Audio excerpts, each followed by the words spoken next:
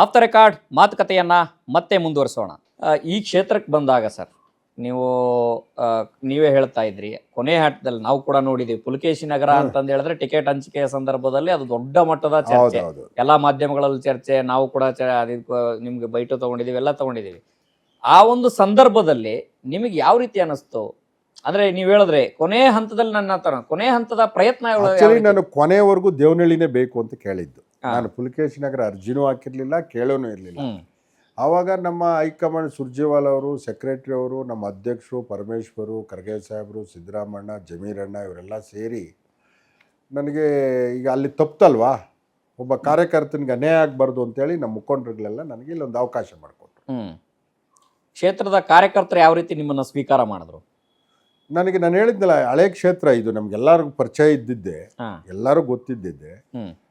So ಅದರಿಂದ ನನಗೆ ಕೂಡಲೇ ಅಕ್ಸೆಪ್ಟ್ ಮಾಡಿದ್ರು. ಪ್ರತಿಯೊಬ್ಬ ಇಲ್ಲಿ ಎಕ್ಸ್ ಕಾರ್ಪೊರೇಟರ್ಗಳಿಂದ ಹಿಡಿದು ಇಲ್ಲಿ ಎಲ್ಲ ಮುಖಂಡರುಗಳು, ಪಕ್ಷದ ಮುಖಂಡರುಗಳು, ಸಾಮಾನ್ಯ ಜನ, ಇಲ್ಲಿನ ನಮ್ಮ ಗುರುಗಳು, ಮೌಲಾನಾ ಗುರುಗಳು, ಕ್ರಿಶ್ಚಿಯನ್ ದಲಿತ್ ಲೀಡರ್ಗಳು ಎಲ್ಲರೂ ನನ್ನ ಅಕ್ಸೆಪ್ಟ್ ಮಾಡಿ ಎಲ್ಲರೂ ಸೇರಿ ಕೆಲಸ ಮಾಡಿ 15 ದಿನದಲ್ಲೇ ನನಗೆ ಅಷ್ಟು ಓಟನ್ನು, ಸುಮಾರು 87,000 ಓಟನ್ನು ಕೊಡಿಸಿದ್ರು. ಅಖಂಡ ಶ್ರೀನಿವಾಸ ಮೂರ್ತಿ ಅವರ ಮತ್ತೆ ನಿಮ್ಮ ನಡುವಿನ ಒಡನಾಟ ಯಾವ ರೀತಿ ಇದೆ ಸರ್? ಅವರು ರಾಜಕಾರಣದಲ್ಲಿ MLA ಆಗಿದ್ದರು, ನಾನು ಒಬ್ಬ MLA ಆಸ್ಪಿರೆಂಟ್ ಇರೋವಾಗ, ಈಗ ಒಂದೇ ಪಕ್ಷದಲ್ಲಿರೋವಾಗ ಎಷ್ಟು ಬೇಕೋ ಅಷ್ಟು ಮಾತಾಡ್ತಾ ಇದ್ವಿ, ಸ್ನೇಹಿತರಾಗಿದ್ದರು ಅಷ್ಟೇ. ಅಲ್ಲ, ಈಗ ಅವರ ಒಡನಾಟ ಇದೆಯಾ? ಈಗ ಅವರೇ ಬೇರೆ ಪಕ್ಷ, ನಾವೇ ಬೇರೆ ಪಕ್ಷ, ಯಾವ ಒಡನಾಟನೂ ಇಲ್ಲ, ಏನೂ ಇಲ್ಲ. ಈ ಕ್ಷೇತ್ರದ ಬಂದಂಥ ಸಂದರ್ಭದಲ್ಲಿ ನಾನು ಈ ಕ್ಷೇತ್ರದಲ್ಲಿ ಗೆದ್ದೆ ಅನ್ನುವಂಥ ಅನೌನ್ಸ್ ಆಗ್ತಿದ್ದ ಆದ ತಕ್ಷಣನೇ ನಿಮ್ಮ ಮನಸ್ಸಲ್ಲಿ ಬಂದಿರುವಂಥ ಭಾವನೆ ಏನು ಸರ್? ದೇವರು ನಮಗೆ ಇಂಥ ಕ್ಷೇತ್ರ ಸಿಕ್ತಲ್ಲ ಅನ್ನೋದು ಒಂದು ಫುಲ್ ಹ್ಯಾಪಿ ಆಯಿತು. ಯಾಕಂದರೆ ನನ್ನ ಕ್ಷೇತ್ರದಲ್ಲಿ ನಾನು ಚುನಾವಣೆ ಮಾಡೋಕ್ಕೆ ಹೋದಾಗ, ನಾನು ಜನಗಳನ್ನ ನೋಡಿದಾಗ, ಇಲ್ಲಿ ಹೆಚ್ಚಾಗಿ ಮೈನಾರಿಟಿ,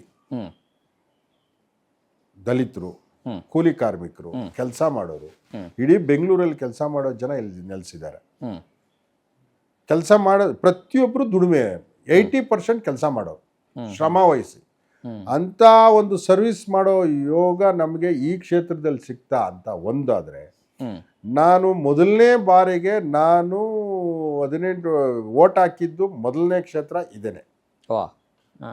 ನಾನು ರಾಜಕೀಯಕ್ಕೆ ಬಂದಾಗ ಅವಾಗ ಯಲಹಂಕ ಕ್ಷೇತ್ರ ಇದು, ನನ್ನ ಓನ್ ಕ್ಷೇತ್ರ ನನಗೆ ಸಿಕ್ತಲ್ಲ, ನಾನು ಓಟ್ ಹಾಕಿದ ಕ್ಷೇತ್ರ ಅಲ್ಲ ಅನ್ನೋದು ಒಂದು ಖುಷಿ. ಎಷ್ಟೋ ಜನಕ್ಕೆ ಗೊತ್ತಿಲ್ಲ, AC ಶ್ರೀನಿವಾಸ್ಗೆ ಇದು ಹೊಸ ಕ್ಷೇತ್ರ ಅನ್ಕೊಂಡಿದ್ದಾರೆ. ನಾನು ಓಟ್ ಹಾಕಿದ್ದೆ ಇದಕ್ಕೆ ಫಸ್ಟು.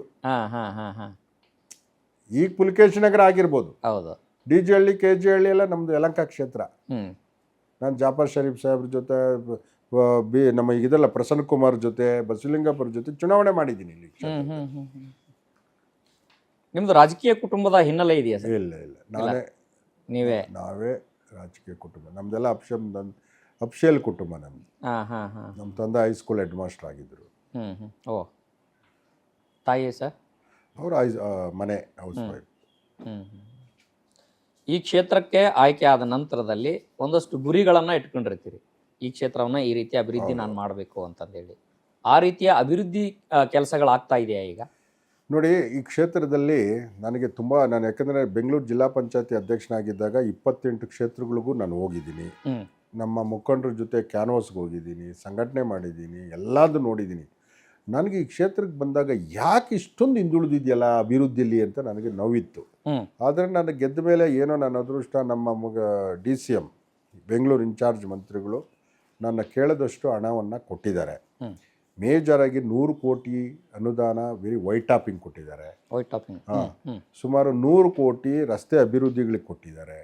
30 ಕೋಟಿ ಇಲ್ಲಿ JLR ಪಂಪೇ ಇರಲಿಲ್ಲ, ಟ್ಯಾಂಕೇ ಇರಲಿಲ್ಲ ನೀರು ಕುಡಿಯೋಕ್ಕೆ, ನೀರಿನ ಸಮಸ್ಯೆ ಭಾಳ ಹೆಚ್ಚಾಗಿತ್ತು.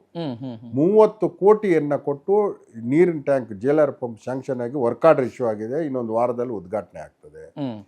ಆಮೇಲೆ ಮೇಜರು ಟಾನಿ ರೋಡ್ ಸಮಸ್ಯೆ, ಇದು Tannery road to Nagawara to Reva college airport link road. ಇದು ಇಲ್ಲಿ ಜನಗಳು ಏರ್ಪೋರ್ಟ್ಗೆ ಹೋಗಿರಲಿ, ಆ ಮನೆಗಳಿಗೆ ಹೋಗಿ ಜಾಗ ಇರಲಿಲ್ಲ ಅಂಥವ್ರನ್ನ ಸುಮಾರು 660 ಕೋಟಿಯಲ್ಲಿ ನಮಗೆ ಏನು ಎಲಿವೇಟೆಡ್ ರೋಡನ್ನು, ರಸ್ತೆಯನ್ನು ಸ್ಯಾಂಕ್ಷನ್ ಮಾಡಿಕೊಟ್ಟಿದ್ದಾರೆ. DPR ಆಗ್ತಾ ಇದೆ. 3 ರೆಟ್ರೋ ಟ್ರೈನು ಸ್ಟೇಷನ್ ಬರ್ತಾ ಇದೆ. ಆಮೇಲೆ ಸುಮಾರು 1,000 ಮನೆಗಳವರೆಗೂ ಮನೆಗಳು ಸ್ಯಾಂಕ್ಷನ್ ಆಗಿದೆ ಬಡವರಿಗೆ. ಇಷ್ಟೆಲ್ಲ ಅಭಿವೃದ್ಧಿ ಆಗ್ತಾ ಇದೆಯಲ್ಲ, ಜನಗಳು ಖುಷಿಯಾಗಿದ್ದಾರೆ ನನ್ನ ಕ್ಷೇತ್ರ. ಮುಂದಿನ ಗುರಿಗಳೇನಿದಾವೆ? ಮುಂದಿನ ಉತ್ತಮ ಅಸೆಂಬ್ಲಿ ಮಾಡೋದೇ ಒಂದು ಮಾದರಿ ಕ್ಷೇತ್ರ ಆಗಲಿ ಅಂತ.